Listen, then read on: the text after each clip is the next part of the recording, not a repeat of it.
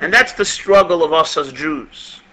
Our struggle is not to run away and not to compromise, but to be able to find in our 4,000-year-old tradition the insight and the freshness and the enthusiasm and the ideology that is applicable to those issues and dilemmas that we confront today in modern history. And it's based on this that I want to develop the following thesis or the following presentation.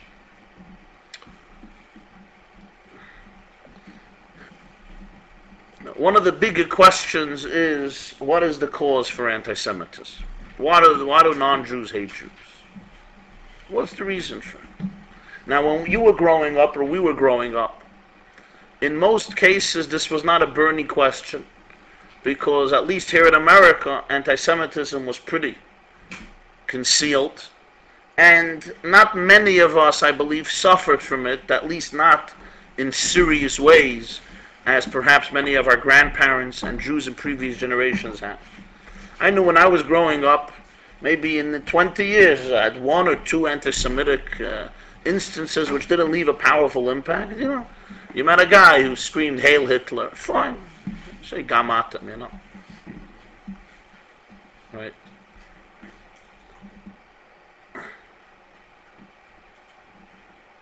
So recent years have created such a resurgence in this animosity, and the question is, what is it about the Jews that still obsesses the non-Jewish world? So from a superficial level, you say, oh, of course, it's occupation. You know, the Jews are occupiers.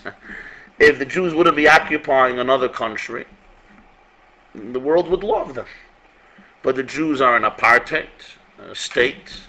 The Jews are inhumane. The Jews are old. They're behaving like tyrants. And therefore the world despises them. If the Jews would only withdraw to the pre-1967 borders, the world would love them. That's a very simple view, and when you read the newspapers or you watch CNN, etc., this is the message. The Jews in Israel are too controversial. Yet any thinking person knows that such a notion stems from ignorance. It's superficial. It sounds nice. It also sounds encouraging, because that means that if we would only change our behavior, they'd love us. And it's very reassuring to know that. To know that you are in control of how the world views you is a reassuring feeling. It means that if we'll become a little better and we will get our act together, the world will love us. That means there's no real problem. It's just you're misbehaving. Stop making trouble, and the principal will treat you like the rest of the students. So psychologically, it's reassuring. It also takes away from us the pressure of history of 4,000 years. It isolates the anti-Semitism to a phenomenon of the last 30 years, since 1967, a little more than 30 years.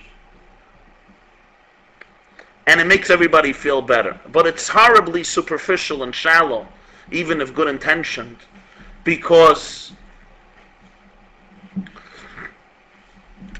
anti-Semitism is something that has existed for thousands of years, to the extent that if it would have been a disease, I think the most money would have been put into researching, what is the cause for this disease?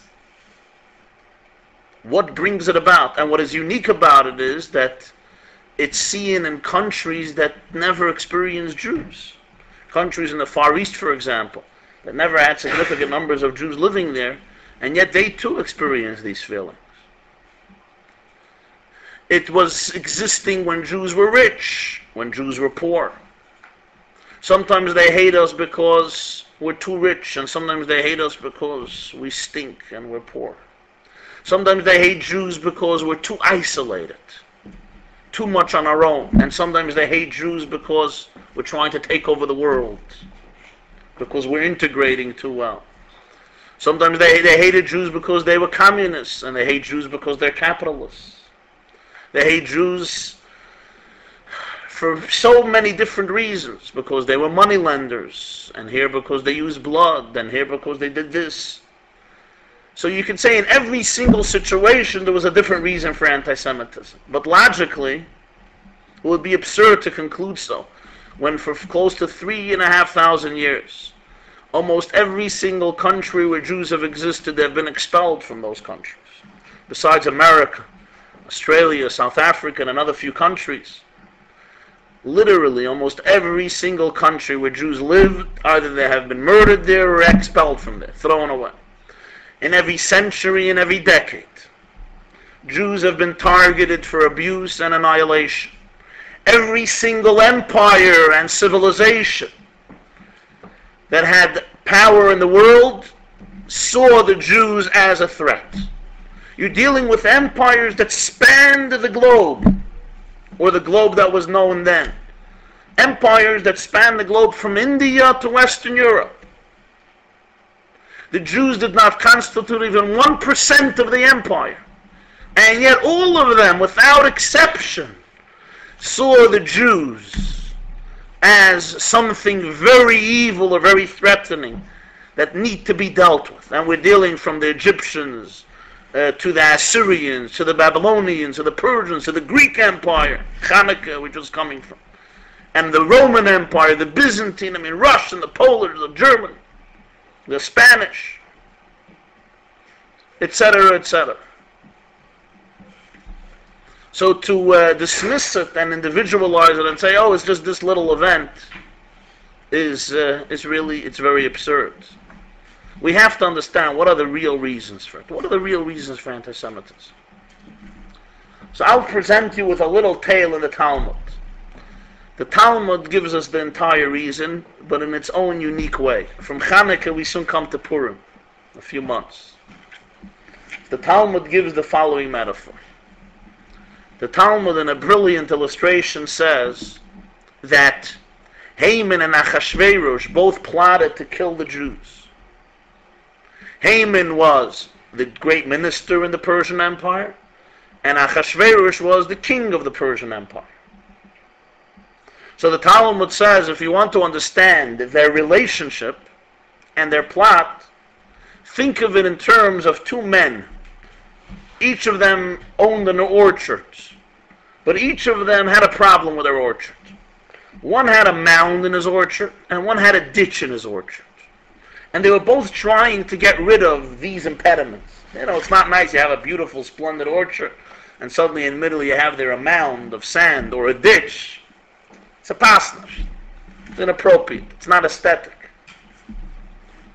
But for years they were searching and they could not get rid of the condition. They cannot rid the orchard of the condition. One day the man of the mound walks by the orchard that has the ditch. He thinks, I give out.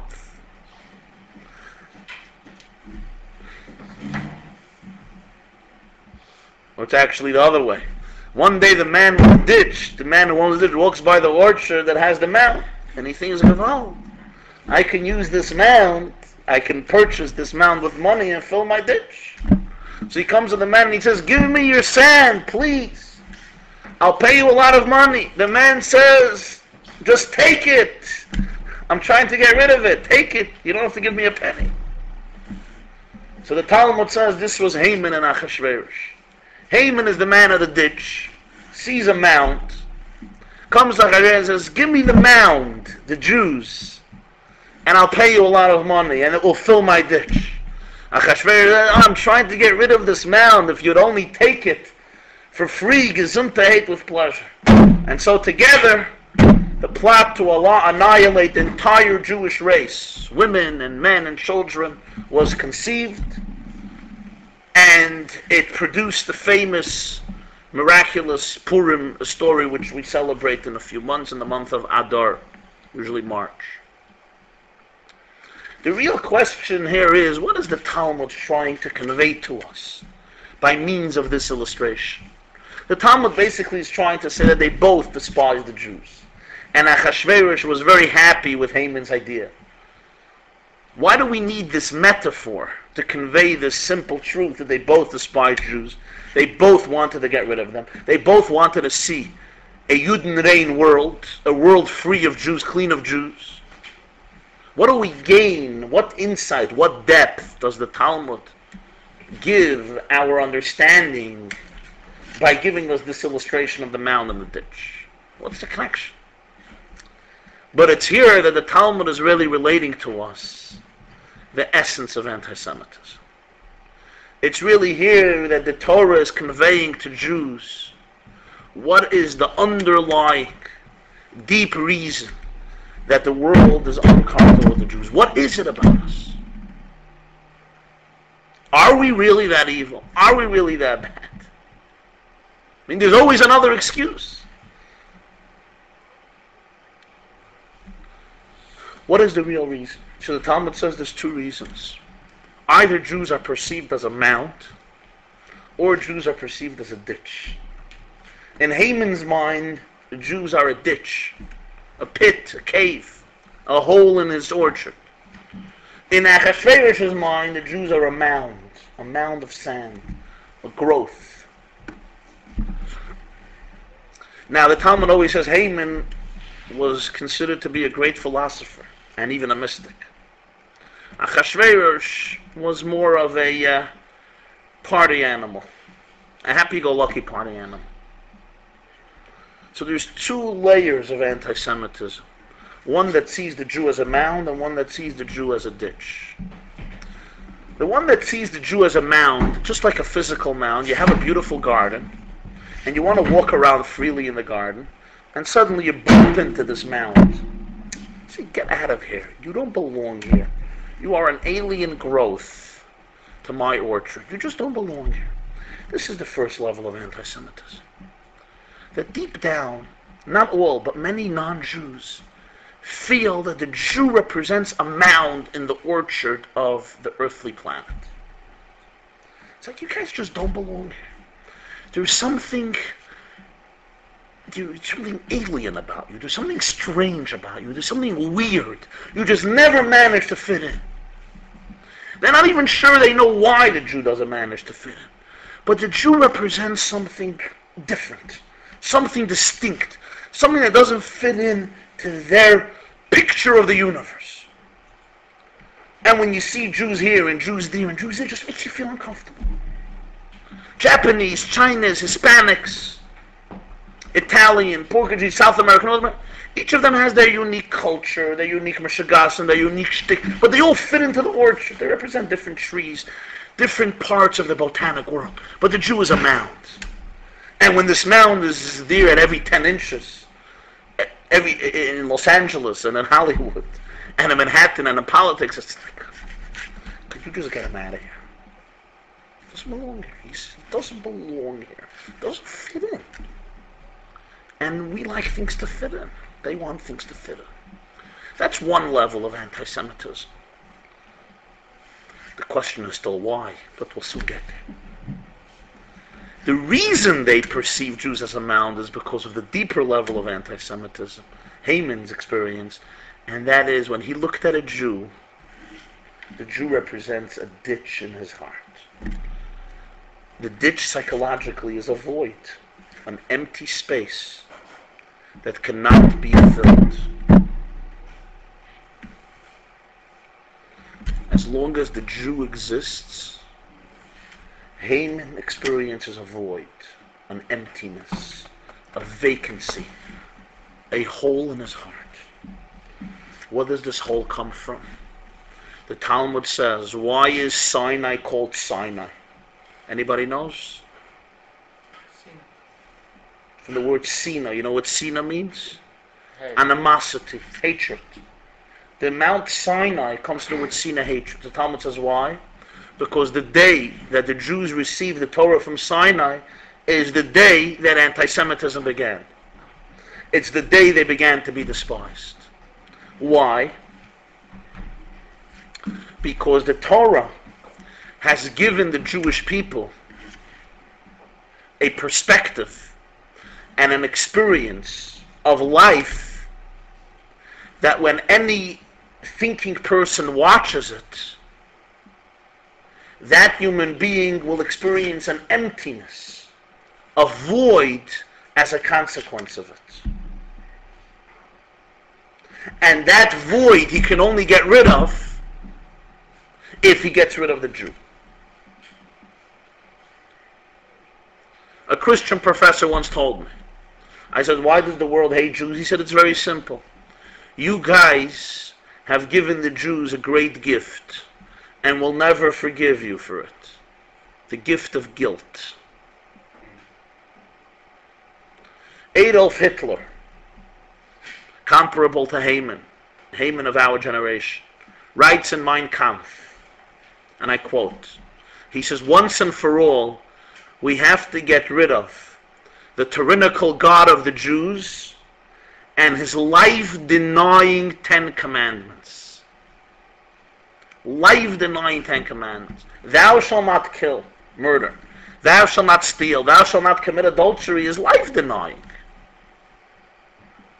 For the German perception of what it means to live, Hitler, who idolized their barbarian, their barbaric, strong human being, who exercises his power and his will to gain control and to live that powerful, perfect life. And suddenly the Jews are talking about right and wrong and respect for the powerless and dignity for the poor. And every human being being created in the image of God, whether he's black or white, or gypsy or not gypsy, or retarded or not retarded. This is a very heavy burden. It's a very heavy burden, and it creates a void. It creates a sense of guilt. It creates a sense of emptiness. Haman looked at the Jews and he felt empty. He felt empty because they represent a conscience. And you have to get rid of the conscience in order to be able to celebrate and party infinitely. Ever read Anne Frank's diary?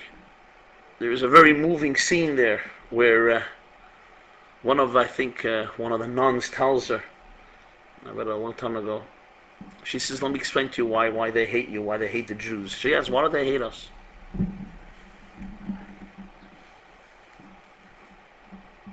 He says, because 10 of around our dinner table,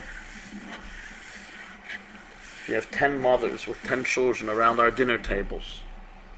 There will not be at that table the amount of love that one of your mothers knows how to give one of her daughters just within 5 seconds or 10 seconds.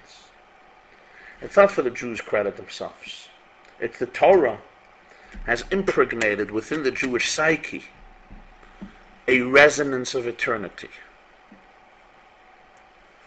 The Jewish depth and the Jewish relationship to life has become extraordinarily passionate, romantic, magical, electrifying, and deep because of the gift of Torah. There is a profundity in Jewish life and Jewish consciousness that the Torah has given the Jew.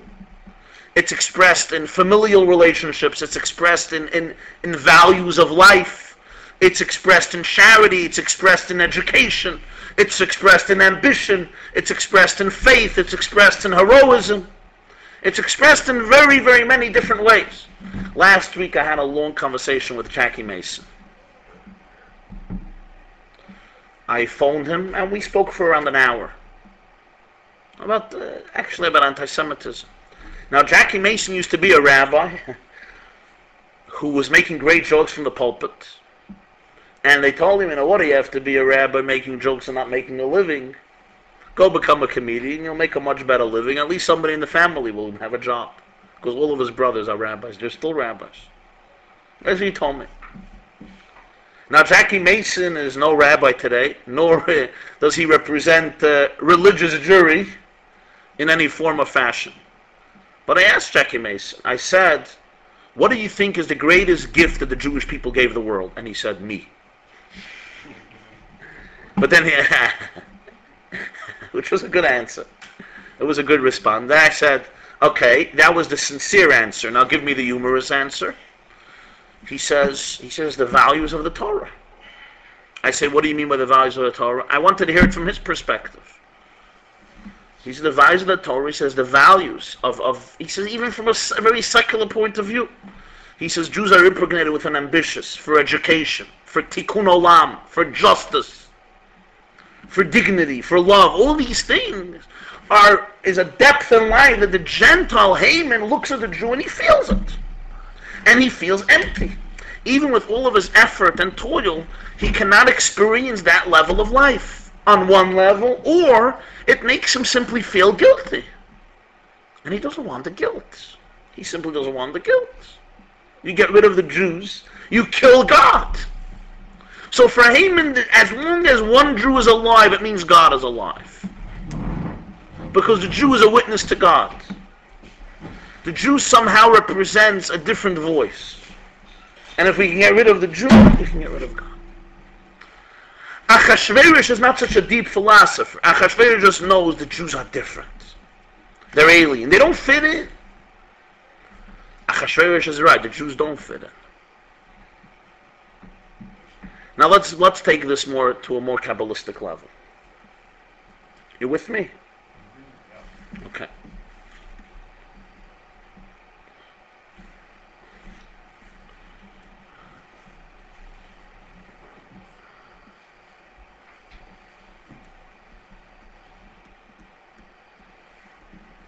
The Kabbalah talks about the concept known as Tzimtzum. Some of you may have heard of the Tzimtzum. Who heard of the Tzimtzum? Please raise your hand. What is the Tzimtzum? The Tzimtzum represents a complicated but also simple doctrine. Why did Hashem create the world? There are many different ways to look at it. One of the Hasidic explanations is that God simply wanted to get married. To use irreverent terms, you can say that before he created the world, God was more like a perfect bachelor. You know, a perfect bachelor is good looking and wealthy and in shape and muscular and handsome and everything, rich. But there's only one thing a perfect bachelor is missing, and that is marriage. Why? Because you can't get married to yourself. Some people think they can, but usually you can't get married to yourself. Marriage necessitates the presence of otherness.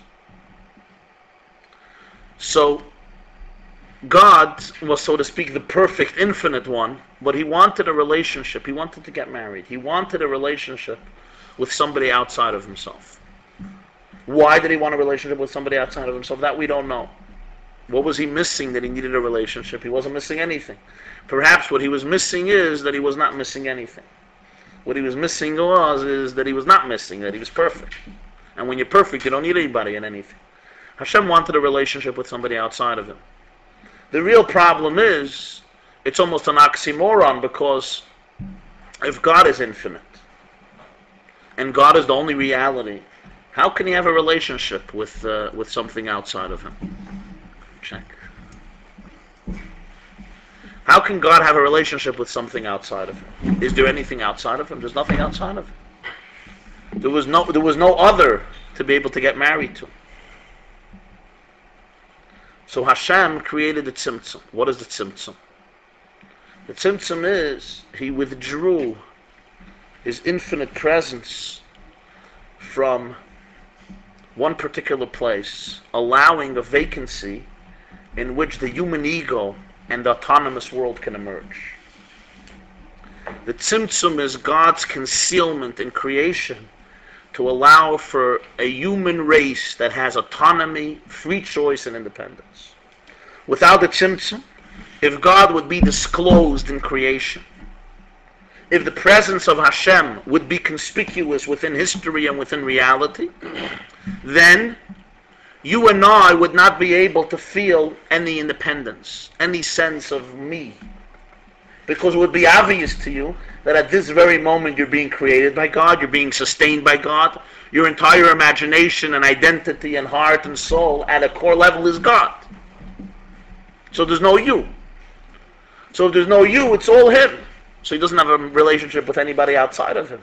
It's like you program a computer to do what it says you should do. Even if the computer says, "Hi, I love you," don't believe it. You love yourself, and you program the computer to say, instead of "you have mail," "I love you," or rather, "you have a virus." So the tzimtzum was the prerequisite that was necessary to allow for human autonomy. So God is concealed in the world to the extent that one can be an atheist or an agnostic and serve as a very distinguished professor from a very distinguished college, because history and reality does not testify to the existence of God, at least not in an immediate and intimate and clear way. You know about the Jewish family who were atheists of real secular Jews from the Upper East Side of Manhattan, and they didn't like the education their child was getting, not in public school, not in prep school. So the parents put the boy into a Christian school which had tremendous ratings. The first day the child comes home, goes to his father and he says, "Daddy, you know what we learned in school today?" And he starts giving his father a lecture about the Trinity. His father looks at him and takes him by his shirt and he says, "Stephen, I'm going to tell this to you once and never again. Just get this into your mind. There is only one God and we don't believe in him."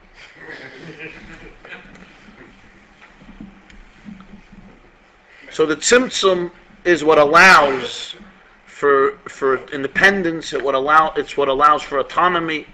It allows the human race to feel, I exist outside of God. I don't even know if God exists. I don't know. Prove it to me.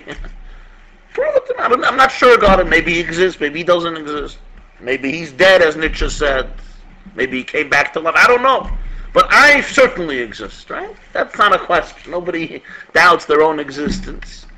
Unless, if you've spent many, many years in the Far East, and then you can embrace perhaps the philosophy of Maya, which does put a question mark on everything we see and everything that we perceive. But the regular American youngster doesn't doubt his own existence. That's the tzimtzum. What that achieved is the ability for God to have a relationship with somebody who chooses the relationship, with somebody outside of himself, to create a very real relationship. And in that sense, God was very vulnerable. He concealed himself, he put himself aside to allow for somebody else and then build a relationship. What that would mean in marriages, God willing, when the right day comes, what that represents in marriages, you can get married without a tzimtzum. Which means, if you want to engage in a marriage with somebody, you have to put yourself aside and create space within your ego for the otherness of the other human being. So that's why when we marry somebody, we put a finger on their finger, with the groom places a ring on the finger of the bride, because what does a ring look like? I don't have one to illustrate, but this will do it. The ring is the light around, and inside is an empty space. This represents the tzimtzum, where God withdrew his light, creating an empty space, and now his light encircles the empty space. So what is the groom telling the bride when he's placing this ring on her finger? What he's saying is, I created a tzimtzum in my ego, allowing you to come into my space. But if your ego fills the entire home, there's no room for somebody else. That's not called a marriage. That's called a dictatorship. Or it's just called, there's no relationship, right? There was a guy once told me, he said, how was marriage? He says, when we got engaged, I was doing all of the talking, and she was doing all of the listening. After we got married, she began doing all of the talking, and I began doing all of the listening. He says, now, 10 years later, we both do all of the talking, and the neighbors do all of the listening. So in order to avoid such a situation, you have to make a tzimtzum, which means you conceal, you move away your presence to allow for the real presence of another person. However, in the situation of God and the world, this tzimtzum creates a tremendous danger. Because by God concealing himself from the world, what will ensure that people will choose to have a relationship with God? It's a catch-22 situation. If God reveals himself, there's no autonomy, there's no free choice, there's no independence. If God conceals himself, what will ensure that he will totally not be eliminated from the memory of mankind? If God reveals himself, it doesn't work. If he conceals himself, so basically people are born into the world, they don't feel him, they don't sense him, so they go about life in a very materialistic, in a very physical, in a very mundane way. Basically what life is, Life is live, enjoy yourself, maximize your opportunities for gratification, and then move on. And morality doesn't necessarily have to play a role.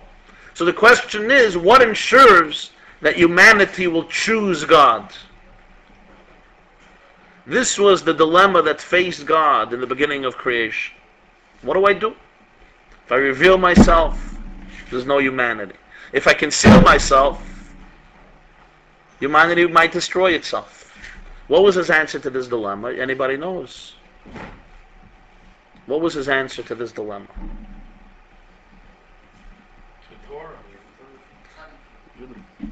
The answer to this dilemma was the Jewish nation. The Jewish nation. The Jewish nation represents the answer to the Tzimtzum. This nation, by the definition of its existence, was chosen to serve as a witness to Hashem's reality. That's what this nation was chosen. That's a heavy burden. That's a powerful burden. So God makes a covenant with the people of Israel, and he says, you were chosen to be a kingdom of princes and a holy nation. Mamlechet Kohanim v'Goy Kadosh. Jews carry the burden of holiness in the world. And this became essential to the Jew, and the Jew was given the gift of Torah, which represents the divine version of history, or the divine version of life. And the non-Jew senses this more than Jews do. So Achashverosh looks at the Jew and he says, you don't belong here. You're just not part of the regular process, because you come from the pre-Tzimtzum reality. We come from the post-Tzimtzum reality. You're just a strange creature. You don't fit in. And this is a deep feeling that doesn't necessarily come from evil. It actually comes from an accurate place, that many a non-Jew, the Jew just has this weird feeling, this absurd aura that evolves. Haman understands why. It's the ditch. Achashverosh doesn't see that. Achashverosh sees the mount. This is the real cause for anti-Semitism.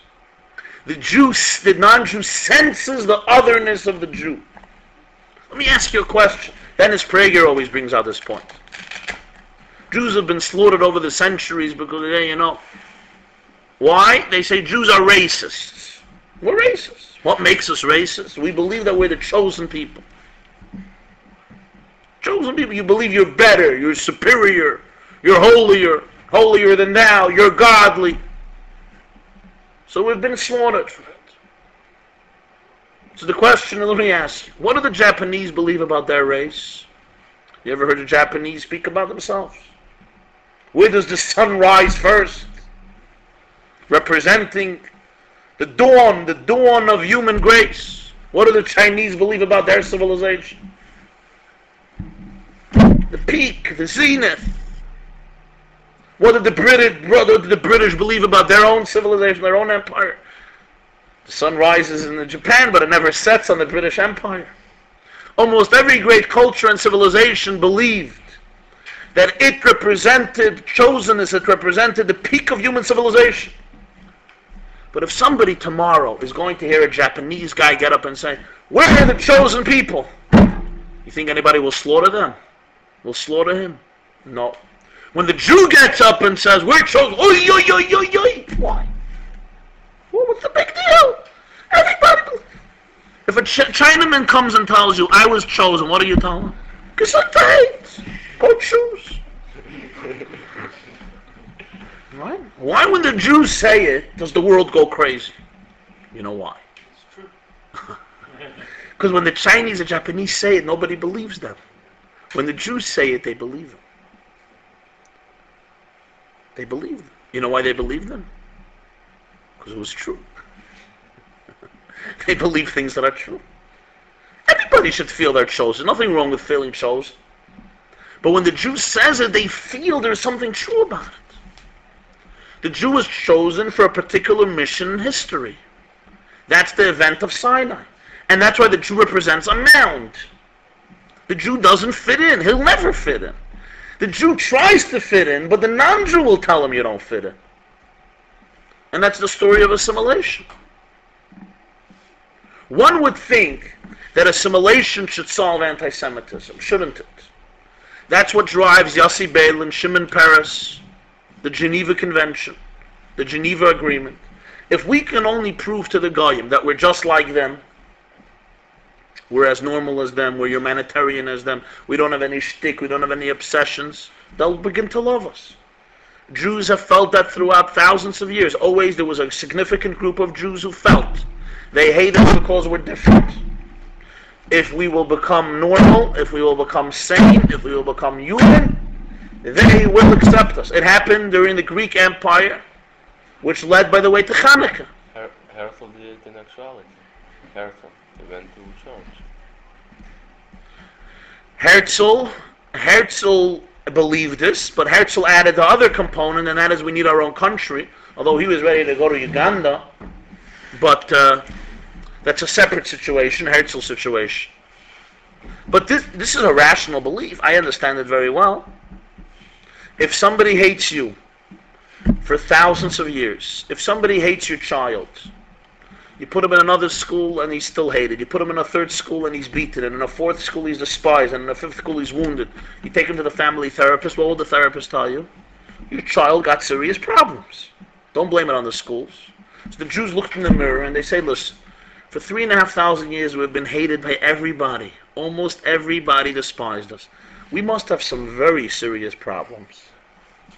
Let's go create plastic surgery, change our Jewish nose, change our Jewish brain, assimilate, and that's it. We'll become regular, we'll become equal, and they'll stop hating us. It makes a lot of sense. However, it's not true. Nothing the Jews do can alter anti-Semitism. Because our actions are not the cause of it.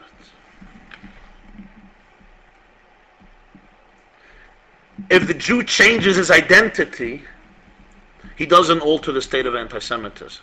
His essence, his existence, is the cause of it. And therefore changing his identity does not solve the problem. So what is the solution for it? What is the solution for it? The non-Jew feels the Jew as a mound. He doesn't belong in my orchard. So how do you deal with it?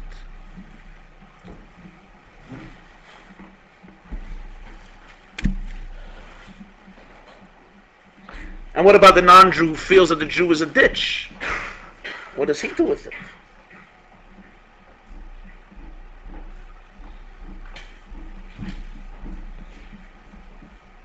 So we have to examine this.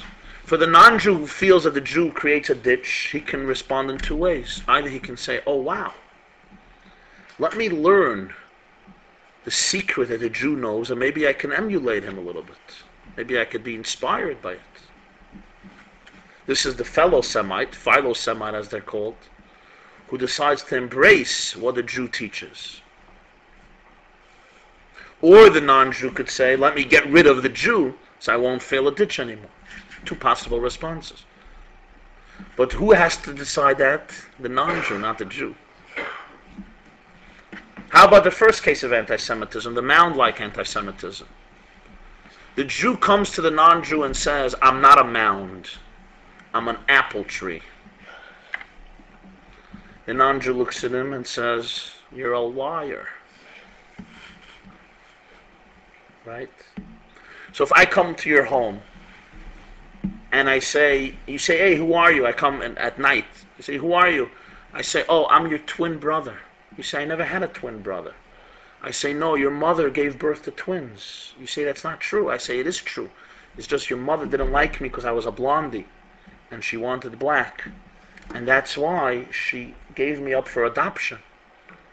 And really, I'm your brother, and now I'm 35 years old and I came back, and let's become brothers. And let's live the remainder of our lives together, and please give me a bed in your home And I would also appreciate an honorarium for giving you this news that you have a twin brother. And I'll be very, very happy to take one of your cars and one of your homes, etc. What would you do? You would go to the telephone and dial 911. 3 numbers. 911. We sometimes do it even with not a twin brother who we know. What happens if I come to your home and you say, "Who are you?" And I say, "I'm a total stranger. My name is Rabbi Jacobson, and I don't even live here. And I just got lost here, and I need your hospitality. May I stay over for the night, or may I use the telephone, or may I have a hot drink? But I'm a stranger. I'm sorry for intruding." You won't call 911. You'll choose. Either you'll take me into the home, or you'll say, "No, I don't take in any strangers." But at least you'll know who I am. You will be able to place yourself vis-a-vis me. When I tell you I'm your twin brother, I'm intruding into your world. I'm telling you things about your family that you never heard of. That creates a lot of suspicion. The non-Jewish world senses that the Jew is different. When the Jew comes and says, "I'm just like you, I'm your twin brother, there's no difference between you and I," they feel that there is a lie. They feel that there's something not real here. This is not true. You were at Sinai. Be real. Be who you are. But the Jew says, no, don't look. I'm just like you. The non-Jewish world gets outraged subconsciously because they feel a mound or they feel a ditch. You're not me. You're not like me.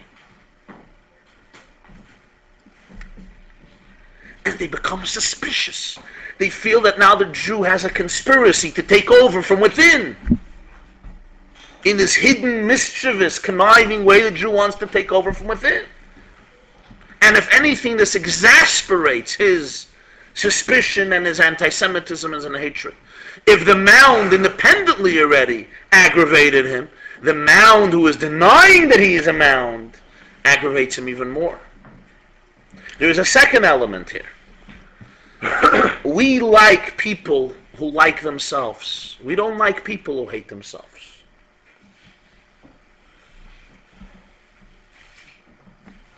Imagine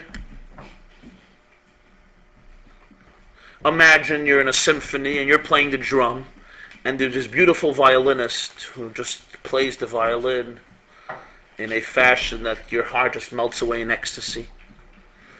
But the drummer makes more noise, so the violinist becomes jealous of the drummer, and the violinist in middle throws away the violin and takes the drum and starts drumming.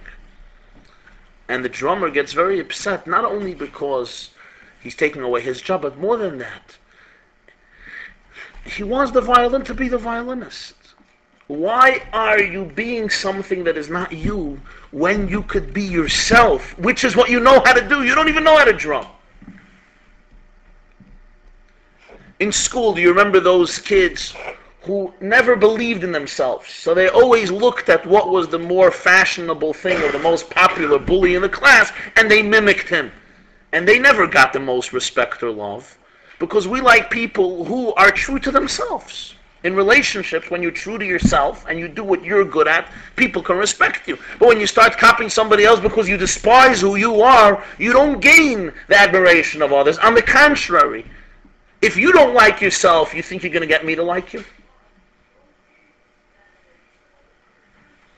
And that is why in the Bible, in Chumash, when does Jacob make peace with Esau? At what point does Jacob make peace with Esau? Do you remember? What happens right before Jacob and Esau kiss each other? No. Right before. He wrestles with somebody all night until dawn. But it doesn't say with who. It says he wrestles with a man until morning. And the man tries to execute it. And he can't. So finally at the end, Jacob asks the man to bless him. And he changes his name from Jacob to Israel. Now, did you ever fight with a thug all night in a dark alley, and at the end of the night, when this mafianik couldn't defeat you, you say, "Hey, before you leave, give me a bracha. Give me a blessing. Hey, give me a break. Call the police. Don't give me no blood. I don't need your blessings." Who is Jacob wrestling with? Who was Jacob wrestling with is the real question. There are many interpretations. The simplest and most profound one is, who was he wrestling with? Himself. Jacob was wrestling with himself. Who am I? Because let's remember the story of his life. Why is he named Jacob? What does Jacob mean? Yaakov. What does it mean? Because when he came out of his mother's womb, he was holding on to his brother's heel. He didn't want his brother should go out before him. He wanted to be before his brother. Who names a son Heel? You ever thought of naming your child Heel? Yamod, Heel, Bereb Laughter. What type of names are they giving? It's worse than a boy named Sue. Remember that song? Where the Stiebelhoppers converted into a boy named Zlata.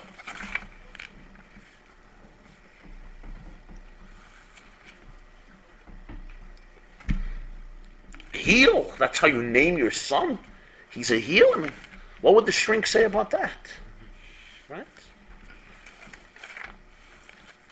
Obviously, his grabbing Esau's heel was not so insignificant. His parents saw in it a very meaningful and powerful reflection of the nature of this child's life. And when Esau is 15, what does Jacob do? He purchases the birthright for a pot of lentils. And when Isaac wants to bless Esau, what does Jacob do? He impersonates him and he takes away those blessings. And Esau says, aha, that's why he was named Yaakov. So all his life, on some sublime level, whichever way you're going to explain this, it needs a lot of explanation, but this is not the place. Yaakov is trying to be Esau. He wants to be Esau. And then the moment of truth comes, when he's wrestling himself. He's not wrestling only an alien force. He's wrestling himself. Rabbi Shamshon Raphael Hirsch, the great German commentator on Chumash, writes this. When Rashi says he was fighting the angel of Esau, it's not an outer angel. He was fighting the Esau within himself. There was a struggle between two parts of Jacob. The part of Jacob that wants to be Esau, and the part of Jacob that is not Esau, the part of Jacob that is Jacob. And these struggles only occur in the middle of the night when nobody's looking. This is the existential crisis deep down. Who are you really? Do you know who you really are? And mainly, primarily, do you love who you really are? Do you appreciate who you really are? Or you will only be satisfied if you're wearing the clothes and if you look like Esau. Because in life, very often, we perceive our lives in the following fashion. If I could only be my brother. If I could only have had a different father, a different mother, a different sister. If I could only be like him, like her, all my problems would be solved. If I would only not have this influence in my life. If this one would have been a mensch, if this one would have been less aggressive, if this one would have been more honest, if this one wouldn't have been an alcoholic. Now these may all be true components. But the problem is when we begin to define our destiny and our future based on this, so at some point in the middle of the night the question is, do you really like who you are or do you have to be somebody else? Do you really like who you are? Who you are, not who anybody else is. Did you ever really embrace yourself or do you always have to mimic somebody?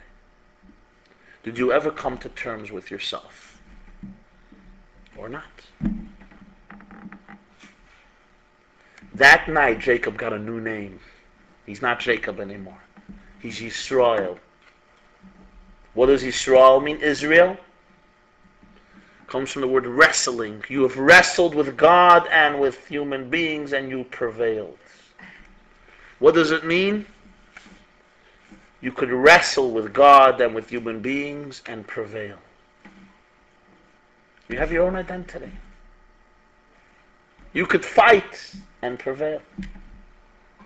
What happens the next scene right afterwards, the next morning? Esau sees Yaakov. Esau sees Jacob. What does he do? You remember?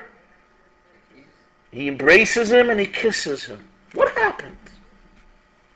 What happened? Why didn't he kill him? And one answer suggested, and this is based on the Hirsch commentary, one answer is very simple. As long as Jacob doesn't love Jacob, Esau will not love Jacob. For Esau to respect and love Jacob, Jacob has to love Jacob. Isn't this the story of our history? For the non-Jew to respect the Jew needs to respect the Jew. The Jew needs to love the Jew before he can expect the non-world, the non-Jewish world to love him. Because people do not like people who hate themselves. Especially when these people are experienced as different. Especially when these people have a special gift. So the non-Jew waits for the Jew to share with him what he heard at Sinai and not run away from it.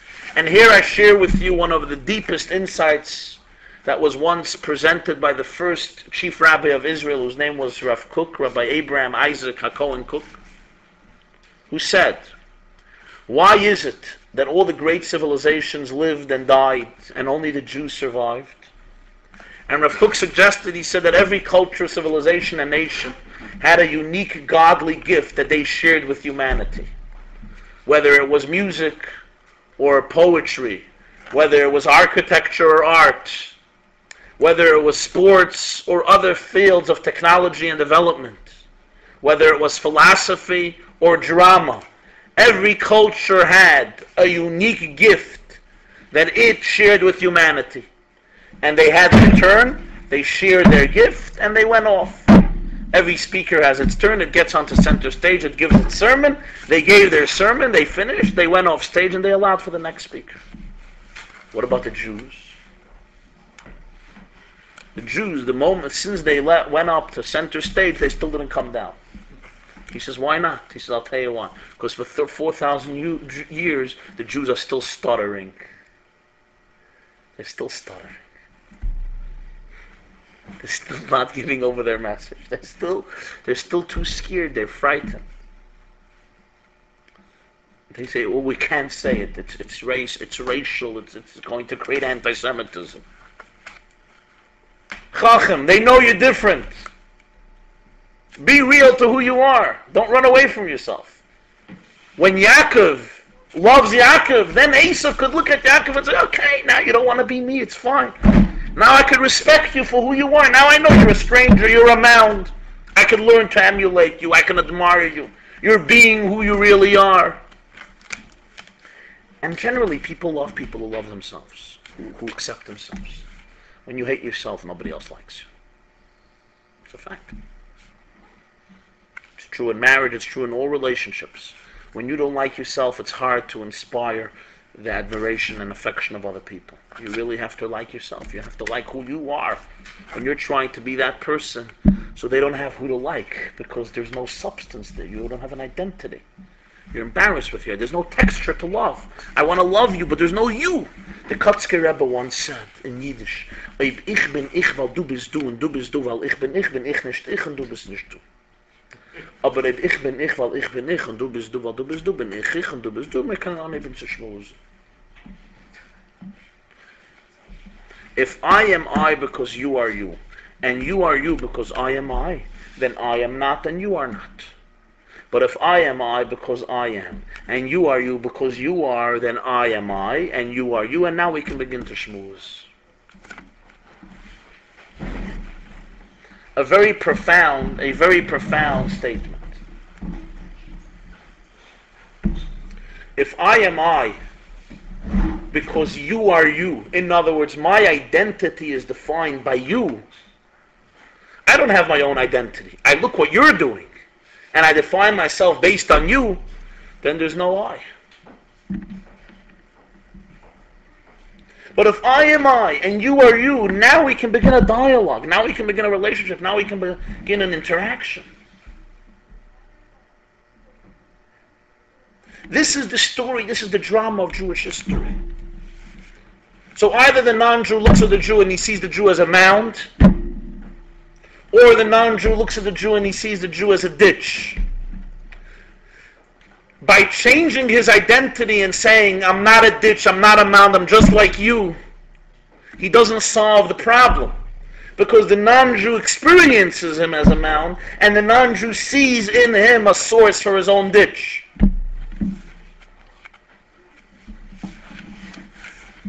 So what the Jew must do is, the Jew must know who he is, and never allow the hatred to him to cause him to start hating himself. And this has been the greatest tragedy of anti-Semitism. Above the tragedy of them hating us, it caused us to hate us. What we call self-hating Jews. It caused Jews to doubt themselves. To say, you know, what are the Gentiles going to say, right? Jackie Mason told me, and he always says this in a show, he finishes a show, and if you ever heard his shows, he doesn't stop speaking about Jews and making fun of them, and non-Jews and Gentiles. And he says, and all the Goyim, all the Gentiles walk out of the show, and he says, they say it was awesome, it was great. And the Jews look at each other and they say, it was good, but too Jewish. It was too Jewish. And one comedian paraphrased Descartes, and he says, for the contemporary American Jew, he says, I am incognito and therefore I am. It's not I think, but if I'm invisible, I exist. And Groucho Marx said, I will only be a I will only belong to a club that would never have me as a member.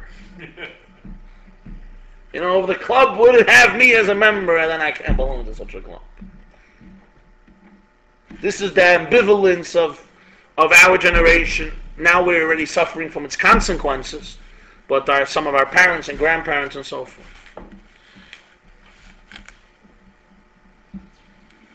So Jews have to fight anti-Semitism. Jews have to be on guard about anti-Semitism, but Jews should never change their identity and start doubting their own existence, their own validity, their own morality because of anti-Semitism.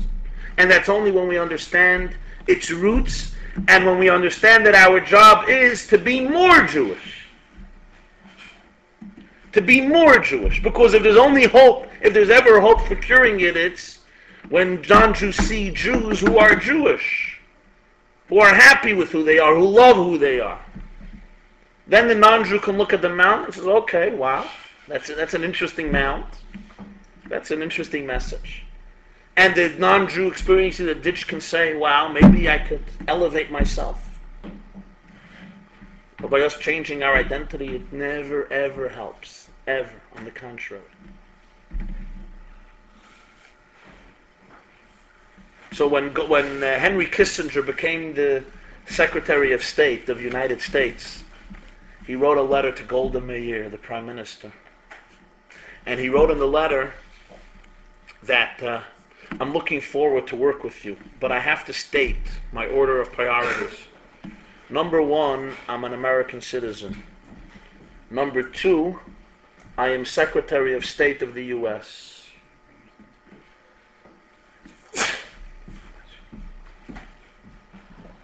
And number three, I'm Jewish. Typical Henry Kissinger.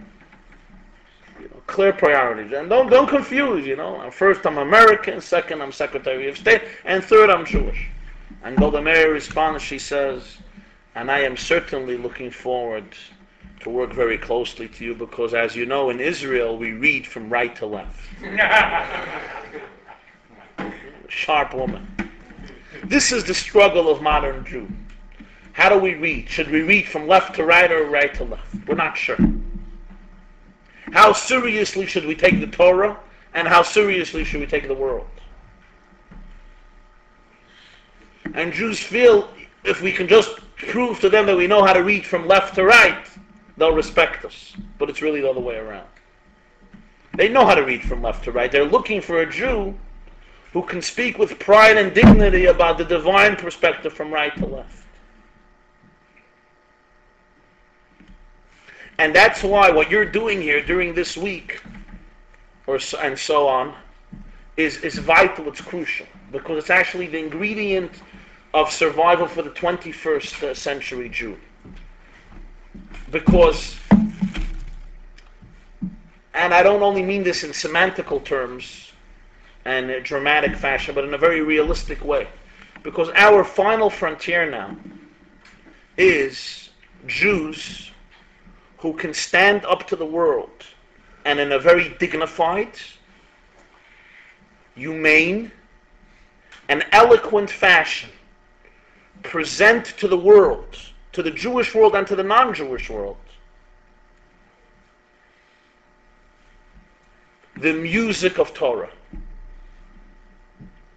Not by running away and locking ourselves up in cloistered environments and cherishing the Torah within our own communities and families. That's step one. But step two is having the ability to communicate that to the world, to stop stuttering. But for this, we need educated Jews.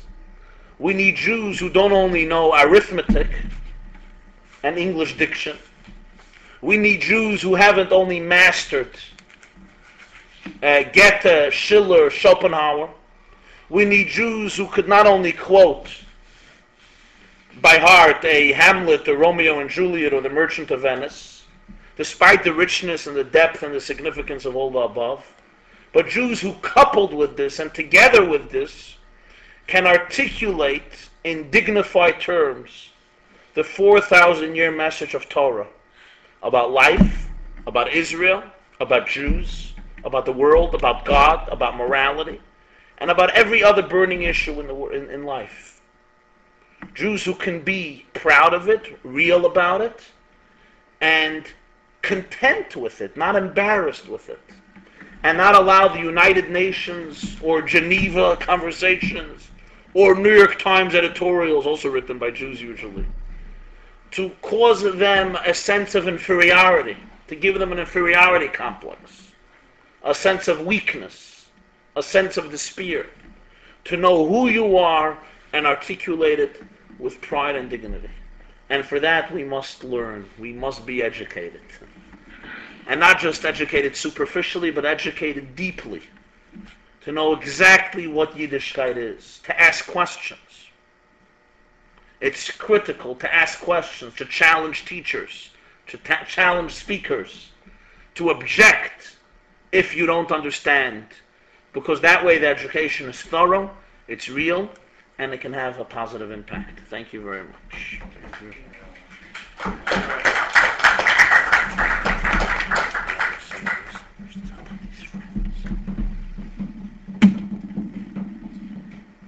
And now if anybody would like to ask any questions or object, or as Jews give alternate speeches, feel welcome. Feel free. Can I take a few questions? Yeah, I just announced that. Yeah, okay. So, the question. This is a question. How does a Jew overcome the attractiveness of a free society and remain steadfast to Judaism when secular life is so much more attractive?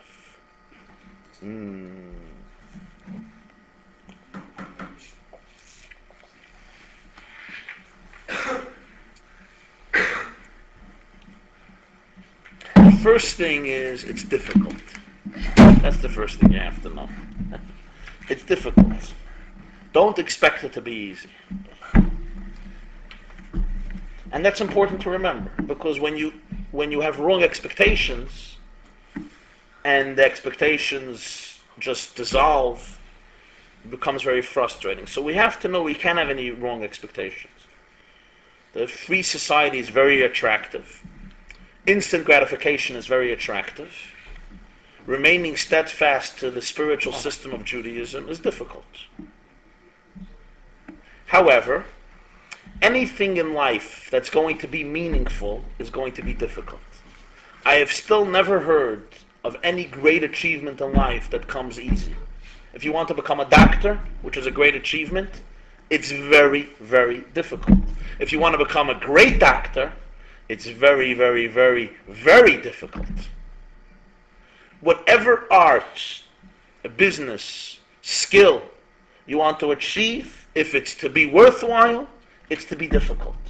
Instant gratification is so much easier. And our generation, I call the microwave generation, which means we like things hot and we like them fast. You remember how long it took your bubba to bake a potato? Nobody remembers there. Or you can use a microwave. No, 35 minutes. No, your bubba's mother in your case. Sure,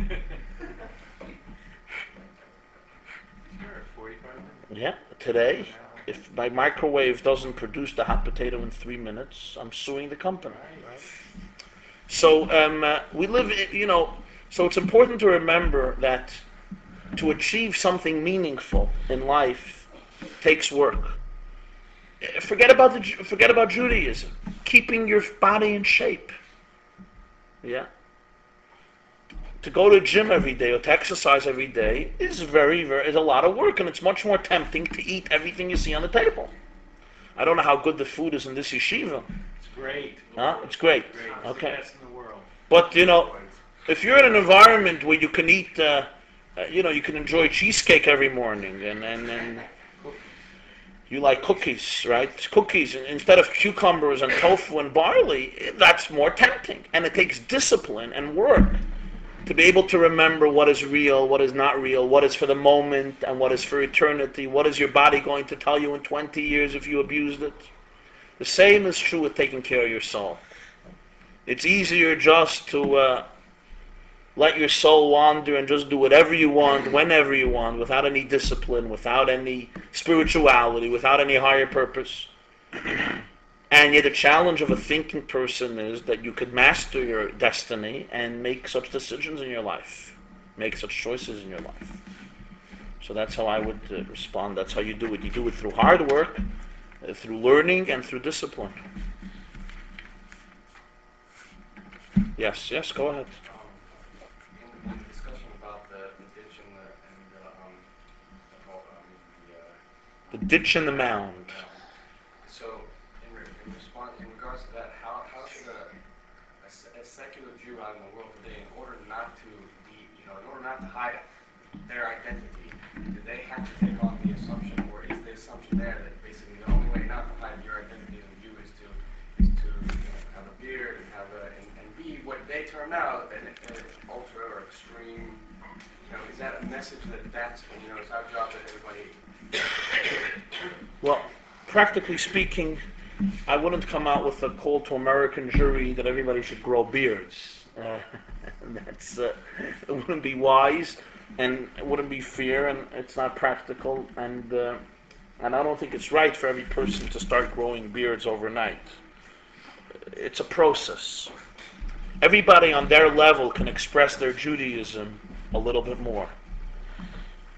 For one Jew, it means to start celebrating Shabbos, to give his children a Jewish education, to eat kosher food. Whatever it is, everybody according to their own level, to their own capacity. It is about knowing who you are and growing towards it. I don't think overnight every Jew has to put on a black hat and put on a beard. I think it's unwise. And not only is it unwise, it's also usually ineffective, because changes that happen overnight unhappen overnight. I just made up a word.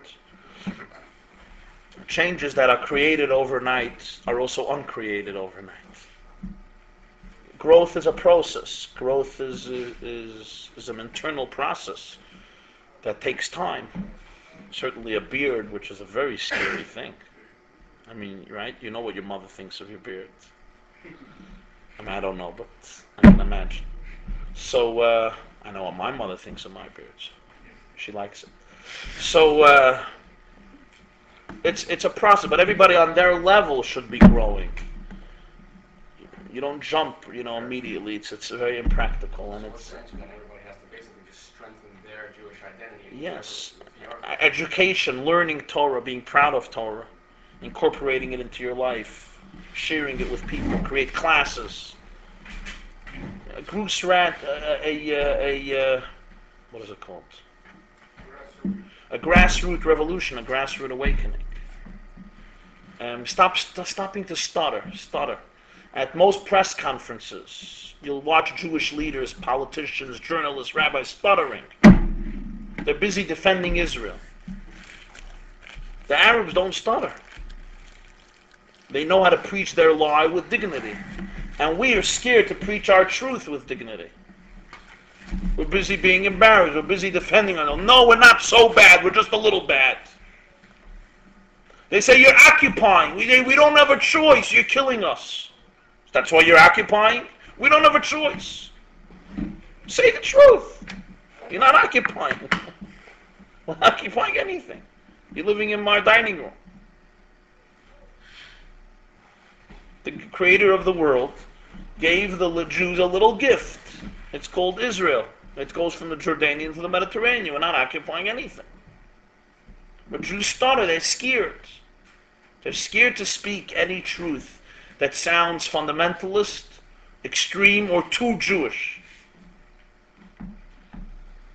Right? The Arabs, when they come here, they're not scared to say that we don't eat this, we don't eat this, we don't eat this. Today we fast, today we don't eat because of our religion. We're not scared. And nobody disrespects them for it. On the contrary, they're respectful towards their cultural or religious identity.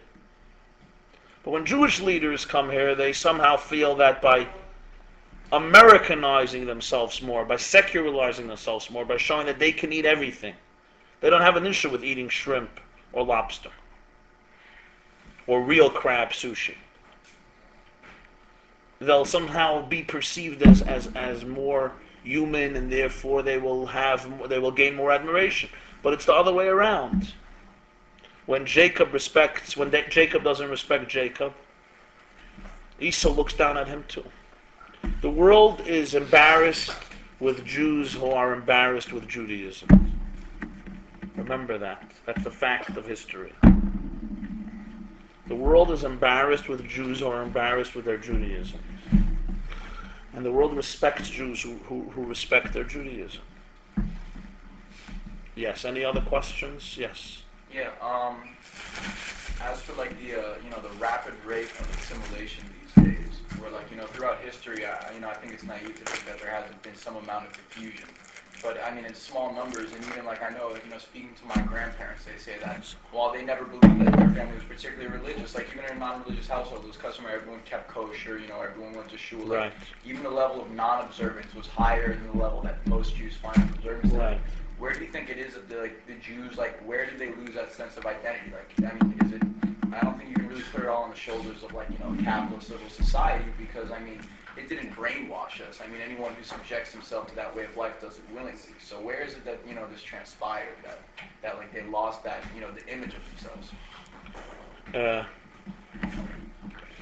It happened in two stages. One is the subtle, less conspicuous stage, and one is the more blatant, conspicuous stage. Let's first begin with the subtle cause for it.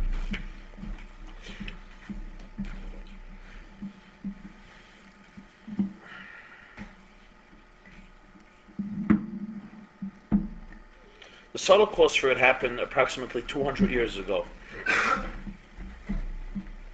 or a little more, 250 years ago, with what's called the Enlightenment. The Enlightenment began in France and Germany, where Jews experienced emancipation, but traveled to almost the totality of Europe. The Enlightenment fathered what became known as the Reform movement and other similar movements, but it began before the Reform movement. And basically, what they did was they made changes in halacha, which means they made changes in Jewish tradition.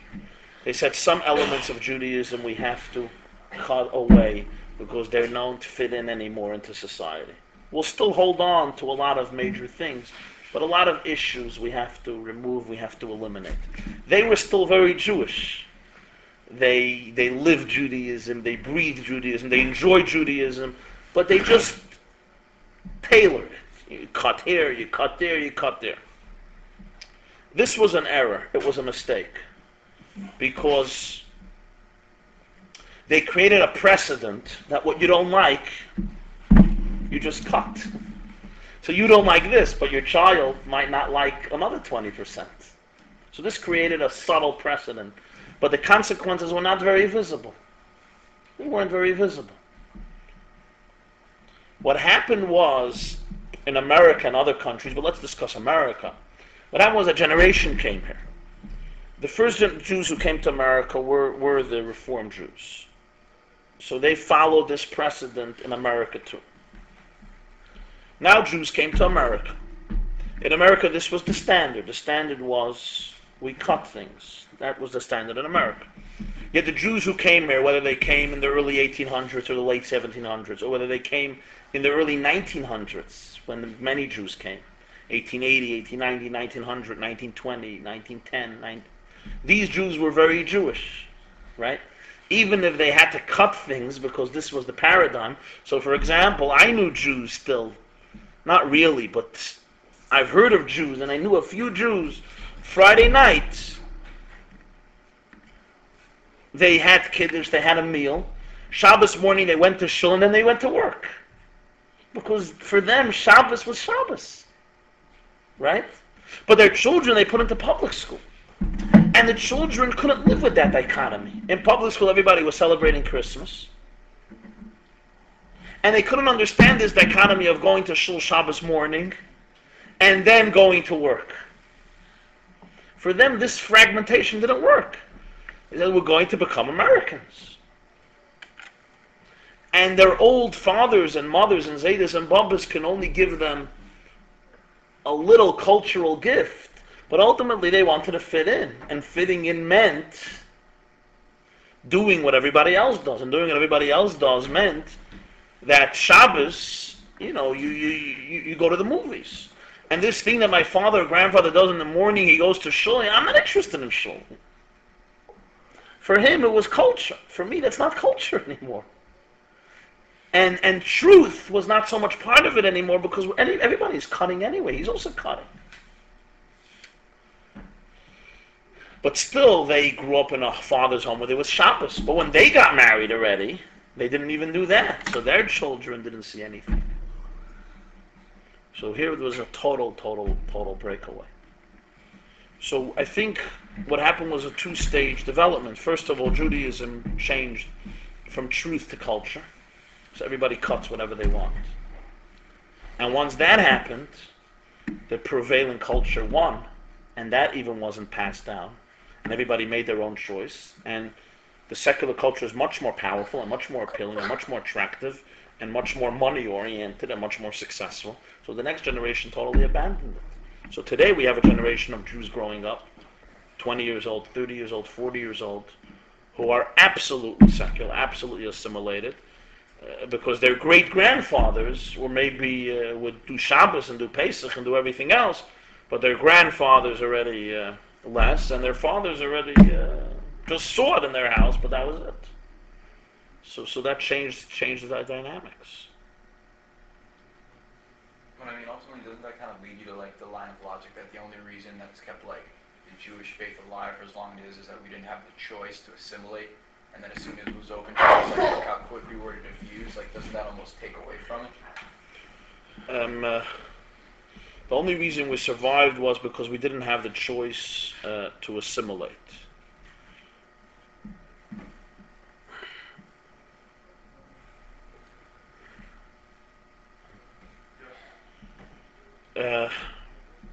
You want to respond to that? I'm sorry, I thought it was open for a question. I have a question. Just 1 second. Let's just finish here. There has been that argument. That argument has been presented. That the only reason we survived is because there was a ghetto. There was a ghetto. However, I don't think historically it's totally accurate. Because if Jews wished to assimilate, they had many opportunities. Not always, but they had many opportunities to assimilate. And in fact, it would have been the very wise and logical thing to do. Under the Greeks, under the Romans, under the Christians, under the Muslims. The Inquisition, they had a choice to convert. There were times they did not. That's true. But that was a consequence. In other words, by Jews being stubborn to their identity, they isolated them and they said, these are the targets. But if the Jews would have assimilated, that situation would have never been created, that they wouldn't have been given a chance to assimilate. It was a consequence of Jewish behavior, not of non-Jewish behavior. The non-Jewish world often opened their arms to Jews and said, just become part of us. And historians and sociologists often thought that's what's going to happen. Logically, that's how it should have worked. I mean, Jews didn't have their own land anymore. They didn't have a home. They didn't have an army. They were dispersed all over the place. They didn't have any power. They didn't have any material power, any political power, any economic power. The natural thing to do is get swallowed up. So that is really the miracle of not only Jewish identity and not only Jewish survival, but even more, people don't always realize this, the contributions Jews made to the world. How Jews changed the world in almost every issue is fascinating. That such a little group, without anything, can have such a tremendous impact and still yield such impact is very, very interesting, very fascinating. That's why historically, I've heard that, and I've read that. Historically, I don't think it's very accurate. Yes? A lot of times, I'll be engaged in a conversation about my Yiddishkeit where the Jewish person that I'm talking to will ask me, what about, so you're so from this and that, and so what about the Holocaust? And, usually my response, I wish I would, those times I wish I was you, because you have such a nice response. I just tell them what I heard, that the Rebbe said that if the Jews were promoting the 7 Noahide laws, it would have never happened. Can you maybe, could you maybe help me tie that to what you're saying about Jews loving their own identity or not creating their own identity and that having something to do with the Holocaust? I mean, am I digging, or is it right along the same lines of what you're saying? There are two issues when you talk about the Holocaust. There is how God let it happen, and there is how the world let it happen. Which issue are you addressing? I'm really addressing just the response that I would have to this person who throw that in my face. The issue of how God let it happen has really nothing to do with anything of our above discussion.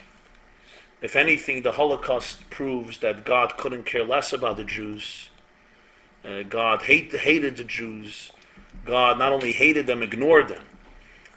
The worst thing in a marriage, for example, is not when the husband and wife hate each other, but when they ignore each other. Because when you hate somebody, at least you feel that they exist. And then there's when you ignore them, like they don't even exist, And sometimes in a marriage, the husband and wife ignore each other, that it's just, you're not even part of my life. You don't even get me angry. You're such a nobody that you don't even get me angry. And that's the worst tragedy. The pain of the Jews that during the Holocaust was that God didn't only express hatred to the Jews, He visibly, totally ignored them. Are you familiar with the history a little bit? I mean, Jewish communities were being wiped out day after day, month after month, like just complete communities, 12,000 a day, 15,000 a day, 10,000 a day. And the sun came up and the sun set and winter passed and summer came, and it was just nature and God and reality didn't blink an eye as 1.5 million children were gassed and 6 million Jews were barbarically murdered. And that challenge remains one of, if not the greatest challenge of faith. And it's been the challenge of faith not only 60 years, but for 5,000 years. And all the great believers ask God, why do you let this happen? If the Holocaust poses a question, it poses the question of, is this how you treat your chosen people? Is this how you treat any human being? And it's really a question on even one child who dies in a car accident, or one 20-year-old who dies from leukemia, or any tragedy that happens to any human being, because if God is really good and just, so then even one child dying from cancer, God forbid, or even one teenager dying from a sudden accident or whatever it is, doesn't make sense. So the question doesn't only emerge with 6 million, it emerges with one one injustice happening, or an earthquake, or natural disasters, or human disasters. So this is the big question. Milton Steinberg put it this way. He said that believers in God can explain how the world came into being. They make sense out of the world's existence. The only thing they have to account for is how is there evil in the world. Everything else is accounted for because there's God. Everything else is good. Great. He said atheists, he says they don't have to account for evil in the world because it makes a lot of sense. Because if there's no God, why not, right? Why not? I mean, yes, Hitler was strong. He can kill 6 million. I mean, why not? He says they don't have to account for evil, but they have to account for everything else. Like, where is everything else in the world? So that's the big question of why and how do bad things happen to good people. And I'll be very honest, it's not the title of my lecture this evening, so I'm not going to go there. But after all the lectures in the world, I promise you're not going to get an answer. All the answers in the world, cleansing and the next world and this world and reincarnation, and it's all nice, dandy answers, but the question is always better than the answer. I'm telling you from a lot of experience of listening and reading and lecturing on it too. The question is better than the answer. Because the question is real, the question is raw, the question is painful. The question is better than the answer. And at the end of the day, Judaism has a lot of answers, but at the end of the day, in the book of Job, which is the book dedicated to this subject, you ever read the book of Job? It's worthwhile to read the book of Job well. At the end of the day, God doesn't tell Job why. Basically, what he tells Job is, you don't understand. What he tells Job, who lost his children, is, he tells Job, Eifo hayisa b'yazdi aretz. Have you been there together with me when I laid the foundations of the earth? Are you there with me when the female gazelle gives birth? Are you there with me when the lioness, the cub, gives birth? Are you there with me when the flakes of snow are being formed out of nothing? Are you there with me? He says all this. The first thunder, were you there with me? You weren't. So you don't know the secret of life. So how do you expect to understand the secret of death? Imagine you switch on the television, or you go to a movie theater, and it's the middle of a movie, okay? And you come in for 4 minutes, and you watch a scene, and you leave, and you say, this is an absolutely moronic movie, written by a fool. It's disgusting, it's senseless, it's inconsequential, it's meaningless, it has no theme, it has no story, it's foolish. And then you'll send your review to the New York Times or to the Daily News to publish. And they'll say, so you watched the movie? Oh, I watched one scene, I got the picture. Really? You got the picture? The movie's 2.5 hours. Which picture did you get? You saw one scene. We see one scene of history. We see our scene a little before, a little after. We read about some other scenes, but we don't have the picture, and therefore we understand very little of the picture. And at the end of the day, we really don't understand. We do not understand. There is an infinite gulf between God and humanity. That's one element of the Holocaust. There's another element of the Holocaust, and that is the human element. Not how God allowed it to happen, but how the world allowed it to happen. You want another one? So we'll find one.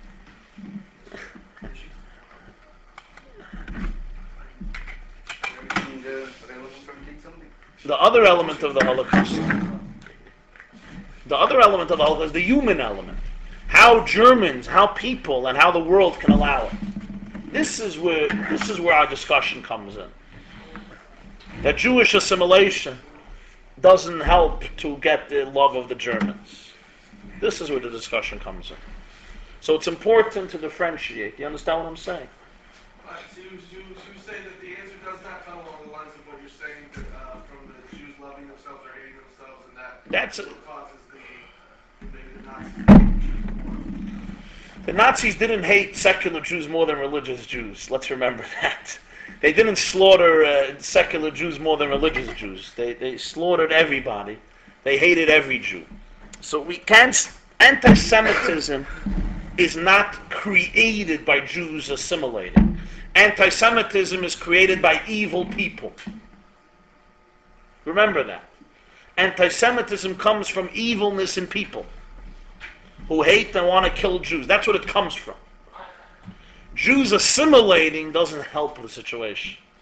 If anything, it exasperates the flames. But it's not the cause of anti-Semitism. Anti-Semitism is caused by the evil that some Gentiles have. It's an evil trait to hate. Why the Jew? Because the Jew represents to them, as I said, the light of God, or that otherness, or the mound that doesn't fit in, or the ditch, and that's why they hate the Jew. But it comes from their evil. But we being less Jewish doesn't help it. It doesn't cure it. Yes. But wouldn't you consider that had the Jews in the time of the Holocaust, had they in fact followed the prescription you're discussing, which is essentially to embrace the Torah, and in that case the Torah is very clear, the Rambam is clear then during the time of the Holocaust as he is today in the questions of Shlemus Haaretz. It's the same Torah, the same issues, the same principles are in effect.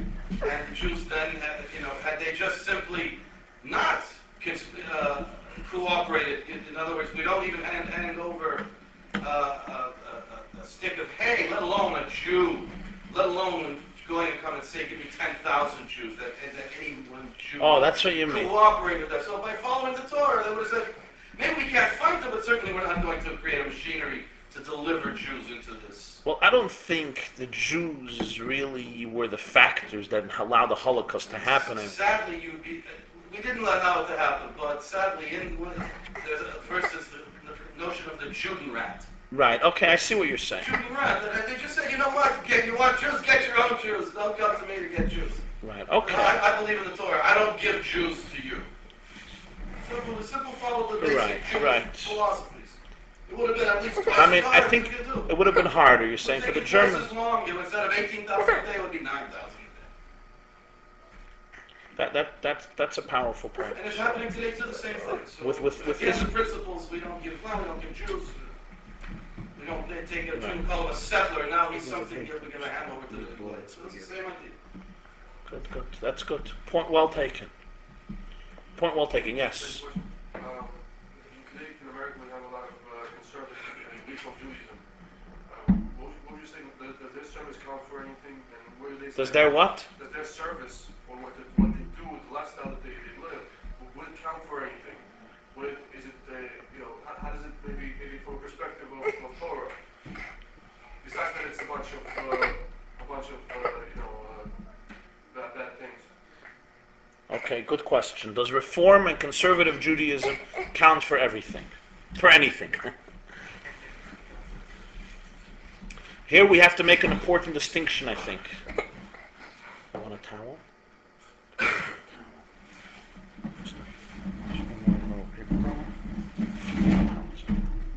I think we have to make an important distinction here.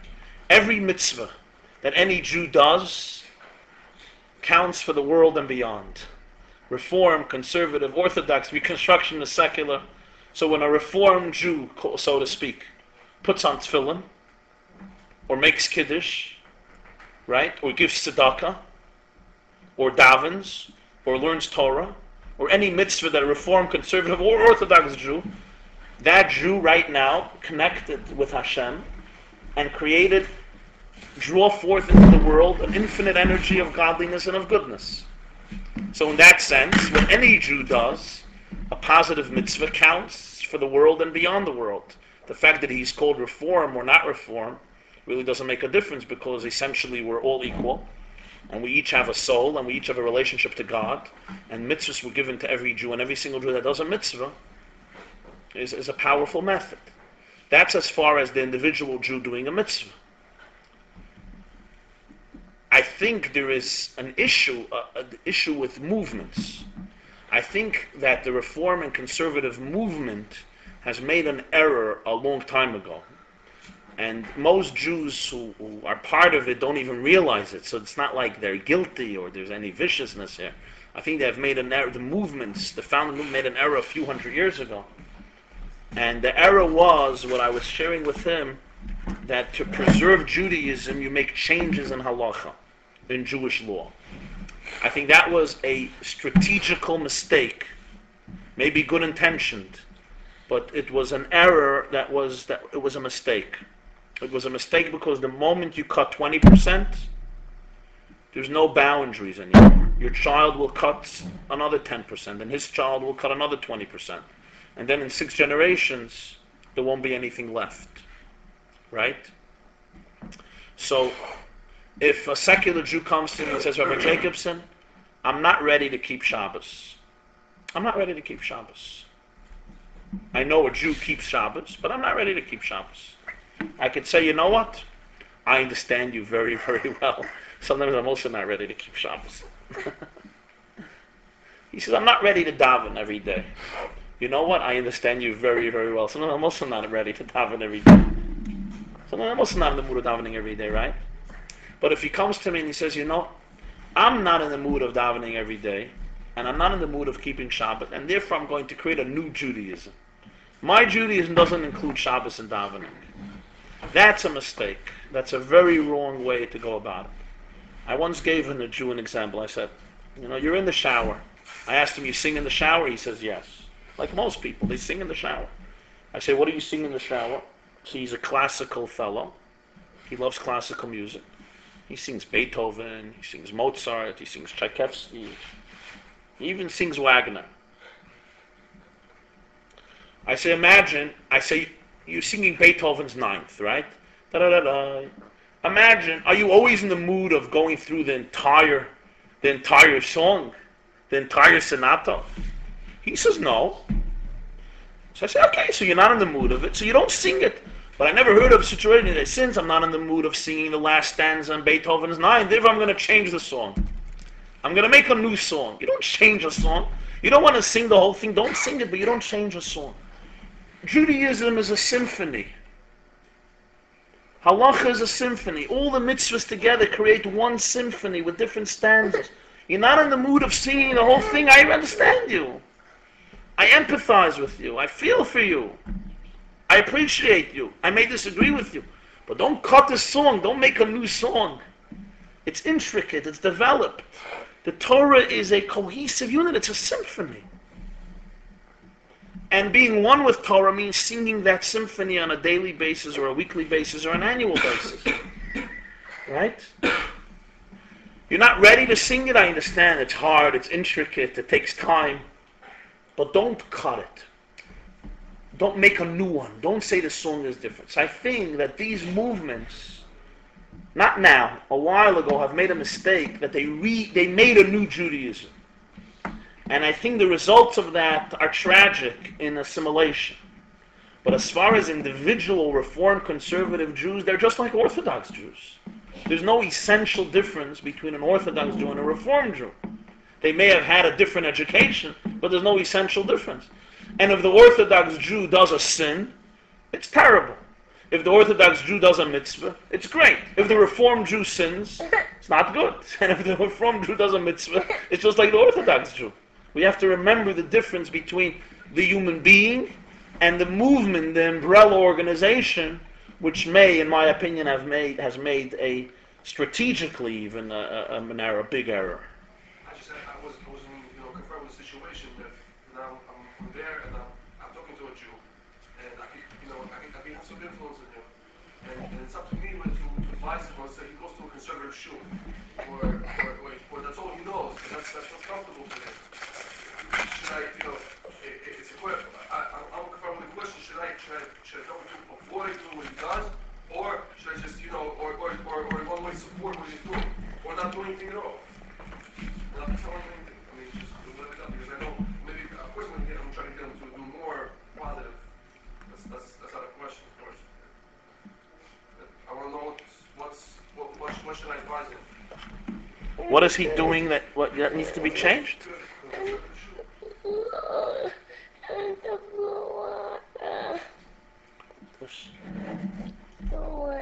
blue one? In the room, there's a blue one. I decided to give my wife a break. I usually never take my son to a lecture, but I decided yeshiva, he'll be alright, right? So you'll forgive me. He's bringing. What? This water has germs. Okay. So the other one, the blue one, will come down, and that doesn't have germs. Even though I think that this also doesn't have germs, mommy cleaned it. The whole world has to watch this on the internet, right?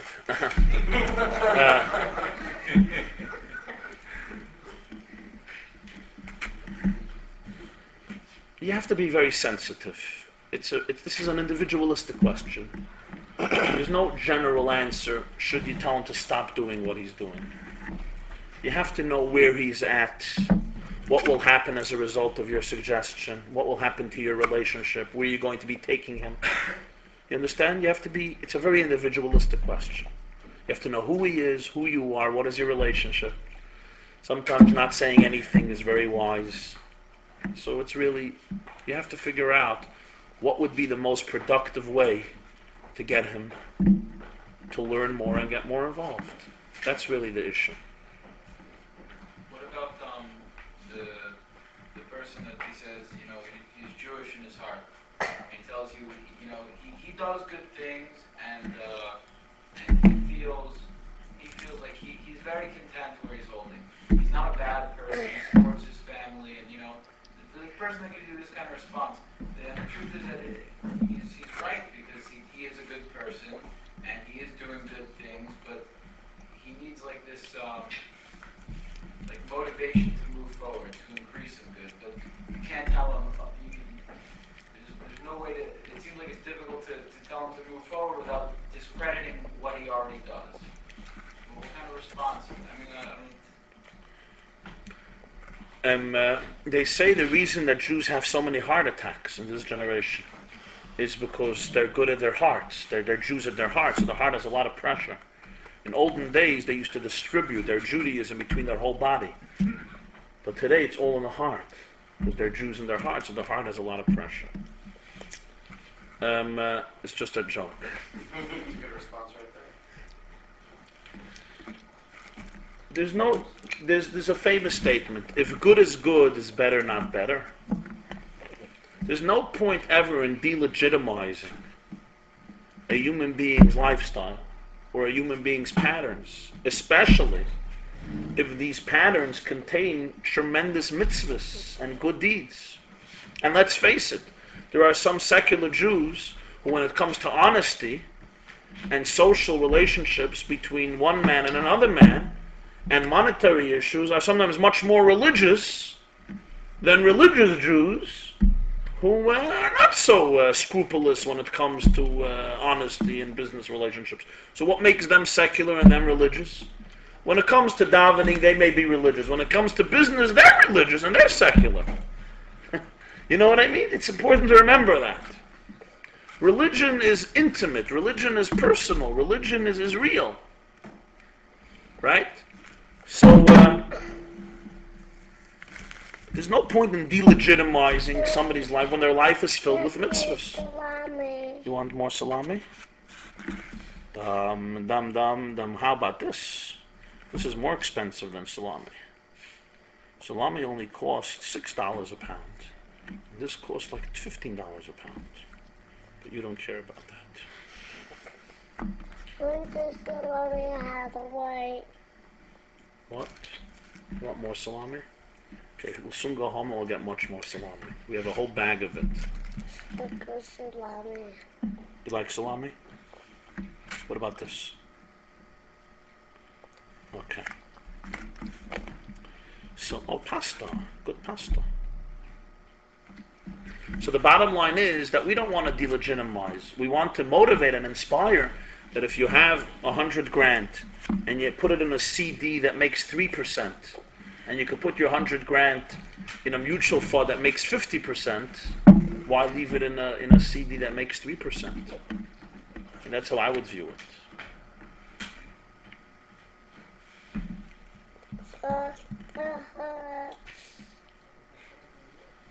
Okay. we call it a night, or anybody else wants to ask anything? I'm an arrow. That's a menorah, yeah. I just want to know if you're aware of that. I just happened to read it in the local Jewish news on Sunday. I don't know if you heard of it, if you have a thought on it. This Professor Nagler, he discovered that Jews have superiority feelings. If you heard about this, he wrote a book.